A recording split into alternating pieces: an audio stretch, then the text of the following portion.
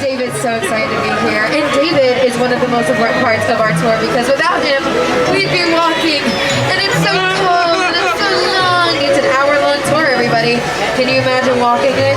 I couldn't. So we have David here to save the day as we leave the theme park and head to the world's largest and busiest production studio, Universal Studios. Again, I'm Katie. Your driver is David, and we have another person to introduce you guys, Mr. Jimmy Fallon. Oh, hey there. You made it. Welcome to the Universal Studio Tour. I'm Jimmy Fallon. I'll be making sure that you get through this experience in one piece. You've got the very best guide. Her name is Katie. And the greatest driver. His name is David. They're the best. I love it. Even though Katie owes me $5. Jimmy, please. I know you guys are excited to get on the tour, but first, a few safety rules. You know what, Jimmy? You're right. We do have a few safety rules to go over. First, if you need guest assistance or have a medical emergency, or if you drop something of value off the side of the tram or have any sound or video issues, reach up and grab the red E-cord that runs along the center of the ceiling of the tram, and I'll be back to assist you as soon as it's safe to do so. Otherwise, during the entire tour, please stay seated, keep your arms and legs inside the vehicle at all times, and remember to use the red cord above your head if you need any assistance. The studio is private property, and if at any time during the tour you drop your phone or just can't wait to use the restroom, hold the cord and remain seated. Please no smoking or vaping of any kind during the tour. And be prepared. Our tour today features loud noises, sudden tram movements, fire effects, and many water effects. You want to have your cameras out for great photo opportunities, but keep an eye on them so they don't get wet. And finally, for your safety and those around you, please do not use selfies with when you're on board, and keep your facial coverings above your nose and under your chin for the duration of the tour, unless you are actively eating or drinking.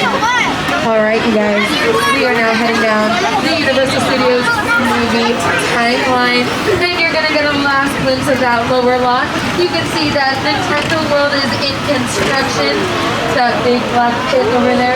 I'm so excited for that to come to our theme park. But we are heading down the movie timeline. It depicts just a few of the movies that Universal has made over the past 100 years. Carl Laemmle opened its West Coast doors on March 15, 1915.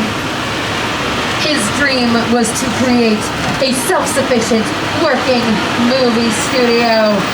He wanted to create the strangest city in the world because, of course, what else could you create that would make movies?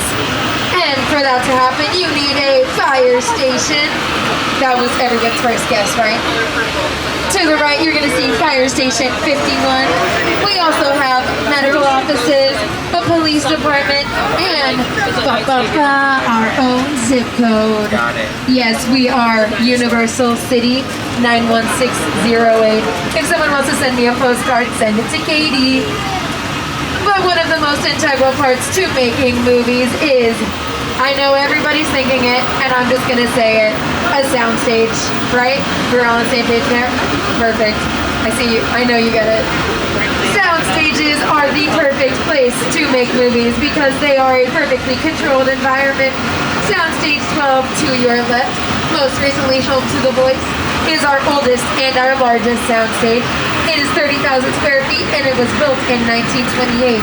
The first film to come out of there was a musical called Broadway in 1929, but there have been so many since then.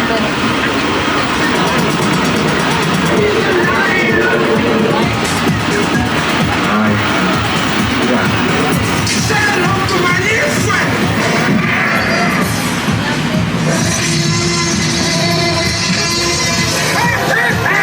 Merry Grinchmas. Alright, you guys. Staple that sentence into your hearts. A soundstage is a perfectly controlled environment. And we filmed Superstore here on our lot. We replicated a Superstore in one of our sound stages. It was one of the coolest sets ever, even though I had been to a real store. We are passing by Soundstage 44 where Mr. Mayor is currently filming. That's starring Ted Danson. But if you look to your left, at that Ted there, very cuddly, he's holding a martini right there. He's actually getting his own show soon. Very exciting for him. But he is welcoming us to our production bungalows. Now you might be again wondering, what is a production bungalow? And to that I say it is every pre-production process that needs to begin before you can film in a soundstage where they perfectly control the environment for filming.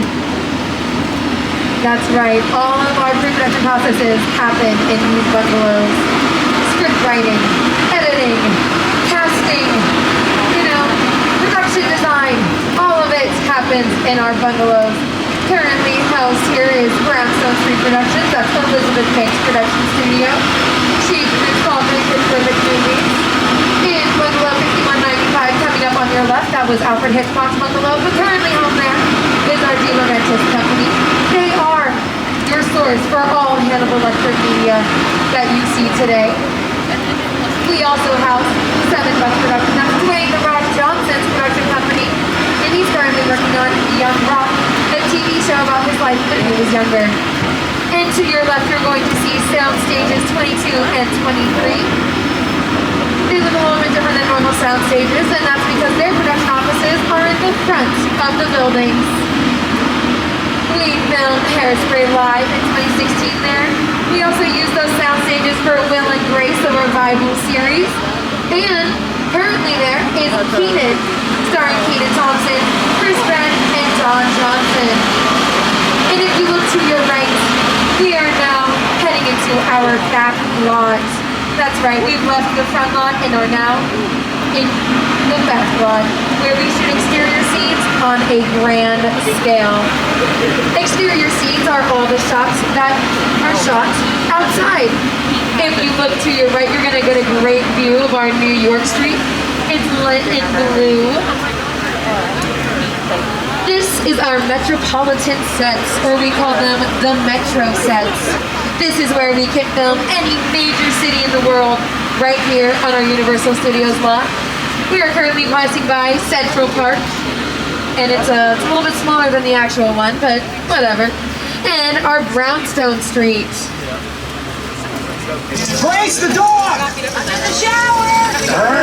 Inside bad, outside good. Inside bad, outside good. And this is how we use the Brownstone streets when we are actually filming out here. We dress up the street with some cars, some extras, and it looks like people really live there. But now, we are heading to our courthouse square, going 88 miles per hour, and we're heading to Hill Valley.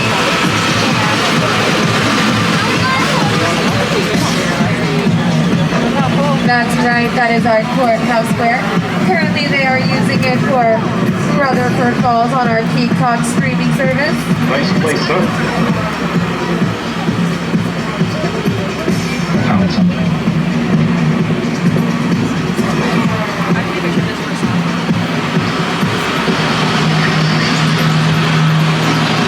Our New York street sets have also been used for American Ninja Warrior. They come in, they set up the obstacle course, they film the semifinals and the finals in the same day. I bet you guys didn't know that.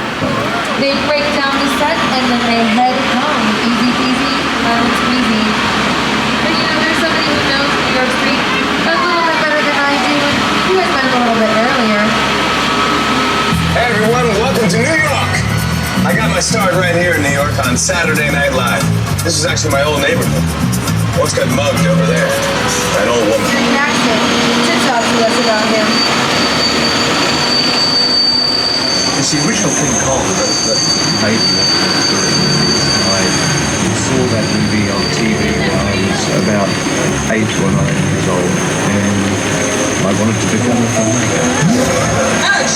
I like films that just take you away from your real life and sweep you up an adventure. Kong literally does that. I mean, you're on board the ship, you're sailing to a lost island, you're encountering monsters and creatures from, prehistoric times. So I was thrilled when Universal invited me back to Skull Island, and it's great to have you along for the ride. Now, we have created this 3D immersive experience, so you're going to have your glasses ready. Don't put them on yet, but just have them in your hand because we're about to return to Skull Island. That's right, and as we are returning to Skull Island, I want to remind everybody to remain seated, keep your hands and feet inside the tram, hold on to your belongings. hold on to your loved ones. It's going to be a bumpy ride.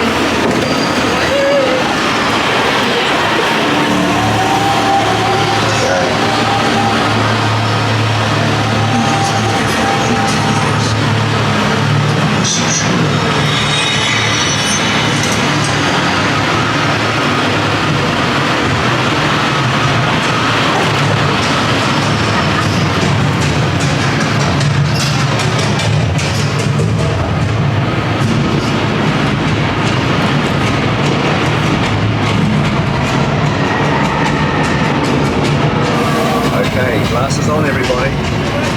We're back in Sky.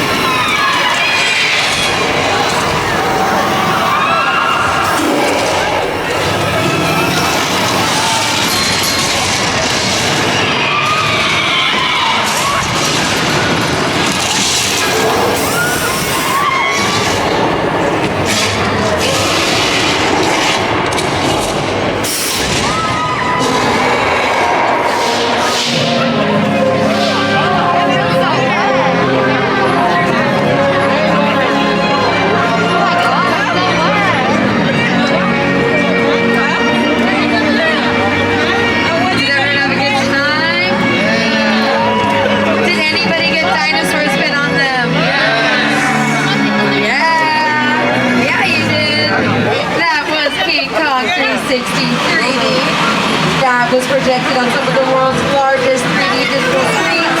They were over 40 feet tall and 180 feet long. That was designed by Peter Jackson and his team at Weta Digital, who have won 6 Academy Awards. They worked on films like The Lord of the Rings, The Hobbit trilogy, Avatar, and Jungle Cruise. With a project like the studio tour, the audience is in the middle of the environment.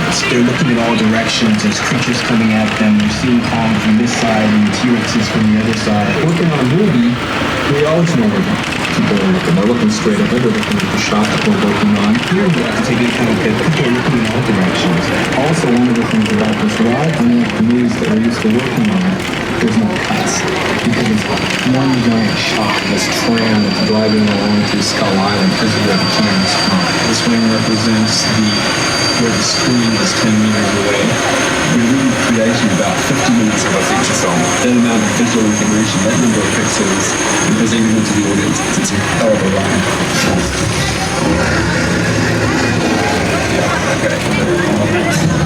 So you can see in that shot right there, Peter Jackson and his team at Weta actually put themselves inside of the film when we went into King Kong.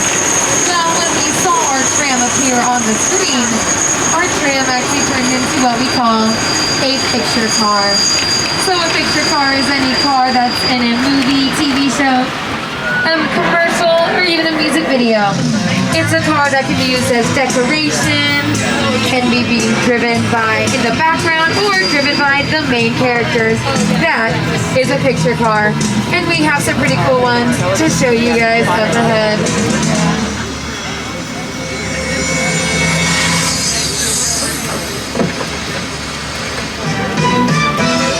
First in the cars is Kit from the 2008 Knight Rider Revival series. also have some Back to the Future films. This car sans the manure. We also have some of my favorite, the Flintstones cars. You know, you guys wouldn't believe this, but they're not made of real wood. They are made of foam rubber and fiberglass. That's kind of crazy. The reason that they built those cars like that is because during filming, they actually filmed them on the back of flatbed trucks when the actors were looking like they were driving. Another car that is not as it seems is this Bradley fighting vehicle right here, the tank.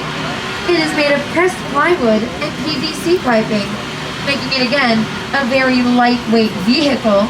I would not recommend taking that one into battle. You might lose. But we are now heading off to an island off the coast of Costa Rica. I'm sure you guys know where we're going. Welcome to Jurassic Park. That's right. We are going to see some of the set pieces that were used in the original franchise of Jurassic Park. We have the boat from Jurassic Park 3 and the mobile lab from Jurassic Park The Lost World. We also have some dinosaur cages that, surprise, surprise, are made of lightweight materials. But they seem to be empty, and I think those dinosaurs are inside the mobile lab. Oh, that poor scientist.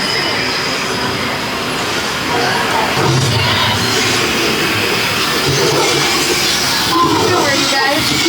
We have to say hello just for you. And if anybody wants to take a picture with the Spinosaurus, she is popping her head out to say hello. Guys, she just ate. You can see her dinner right there. You want to know what else is fake here? The trees.